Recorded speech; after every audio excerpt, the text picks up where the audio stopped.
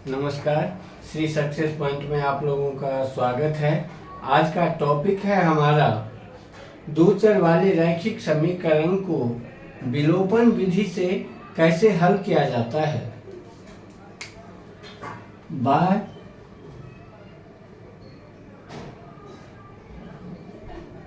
Elimination method, विलोपन विधि।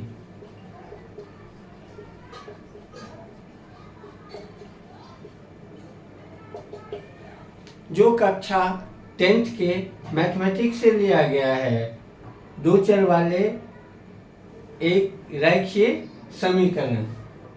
इससे last video में हमने प्रतिस्थापन विधि से कैसे समीकरण को हल करते हैं उसके बारे में दिया था।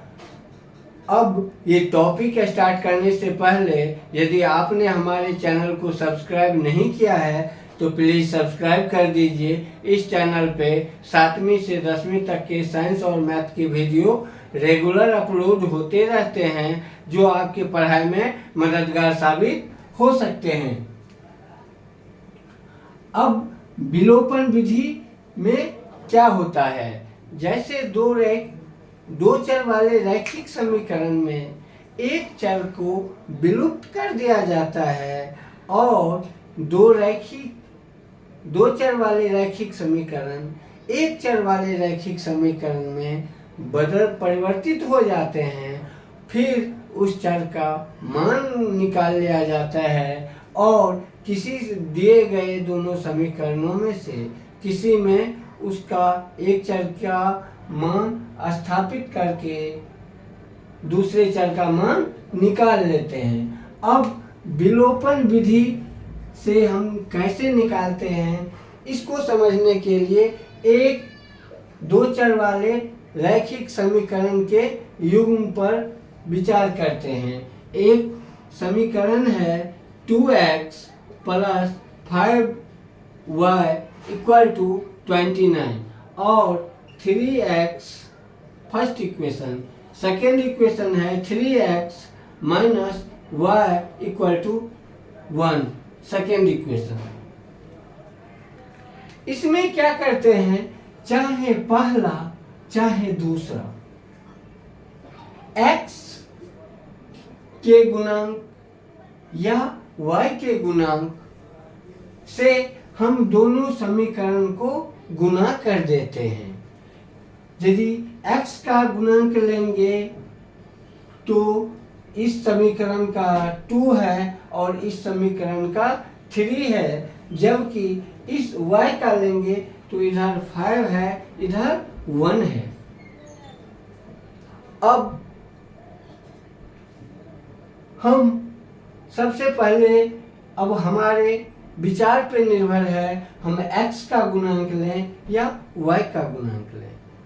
हम x का ही गुणांक लेते हैं और लिखते हैं जो समीकरण 1 को 3 से और समीकरण 2 को 2 से मल्टीप्लाई करने पर, यानी समीकरण फर्स्ट का जो x का गुणांक है उससे समीकरण 2 को मल्टीप्लाई कर देते हैं और समीकरण 2 के जो x का गुणांक है उससे समीकरण 1 को मल्टीप्लाई कर देते हैं, इसलिए ताकि दोनों चर एक समान रूप में आ जाए। अब हम देखते हैं, मल्टीप्लाई करते हैं। यदि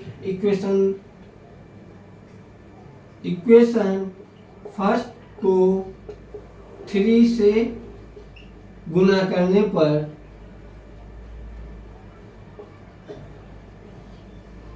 6x + 15y =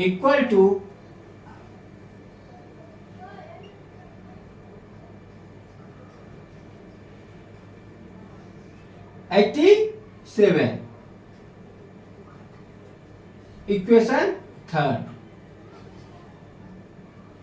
और समीकरण 2 को 2 से मल्टीप्लाई करते हैं तो होता है 6x minus 2y equal to 2। समीकरण 4। अब हम क्या कहते हैं, समीकरण थर्ड में से फोर्थ को घटाने पर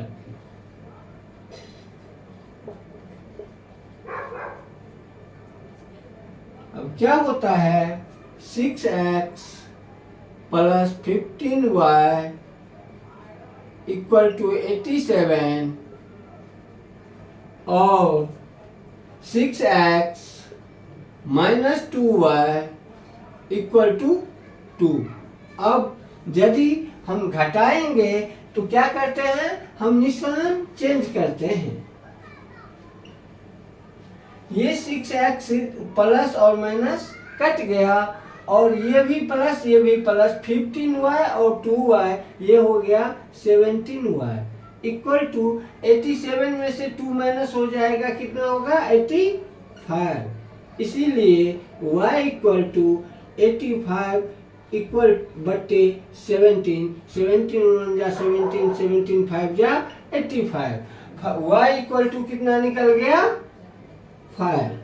अब लिखेंगे y का मान समीकरण 1 में रखने पर क्या हो जाएगा, 2x plus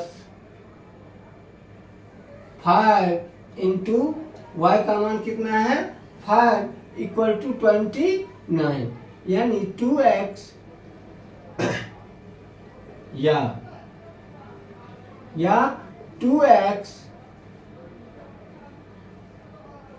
plus 25 equal to 29, 2x equal to 29 minus 25 equal to 4। इसीलिए x इक्वल टू 4/2, 2 2 जा 4, यानी x कितना निकल गया 2, यानी x equal to 2, y equal to 5। इस तरह का जो विधि है इसे हम विलोपन विधि के रूप में जानते हैं। हम x की जगह y का भी गुणांक ले सकते हैं। y का गुणांक यदि हम लेंगे तो फिर क्या करेंगे, कैसे बनाएंगे, हम लिखेंगे समीकरण सेकेंड को 5 से और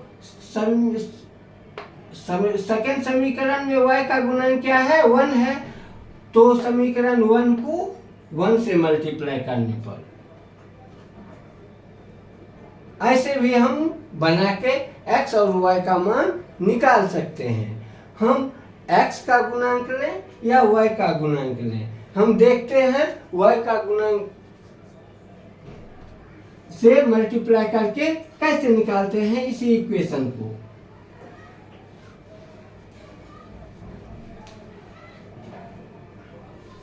अब क्या होगा,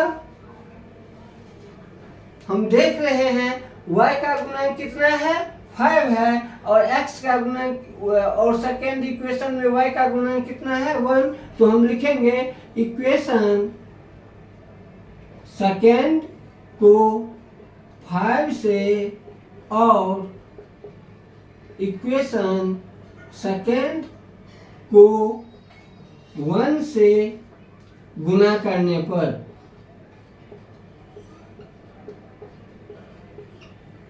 क्या हो जाएगा, यदि 1 से मल्टीप्लाई होगा तो ये होगा 2x plus 5y equal to 29 और समीकरण सेकेंड को यदि हम 5 से मल्टीप्लाई करते हैं तो होगा 15x minus 5y equal to 5। ये हो गया, इसको कहते हैं इक्वेशन सेकेंड और इसको थर्ड और इसको कहते हैं इक्वेशन फोर्थ। अब लिखेंगे इक्वेशन थर्ड और फोर्थ को जोड़ने पर,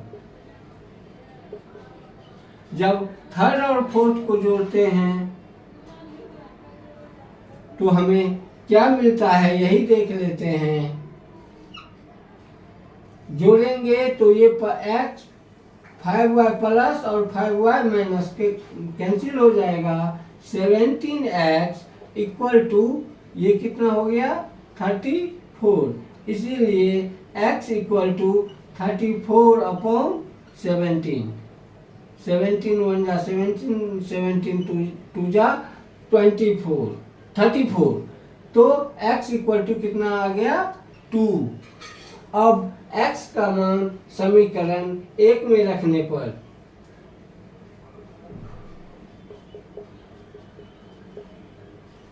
समीकरण 1 में रखने पर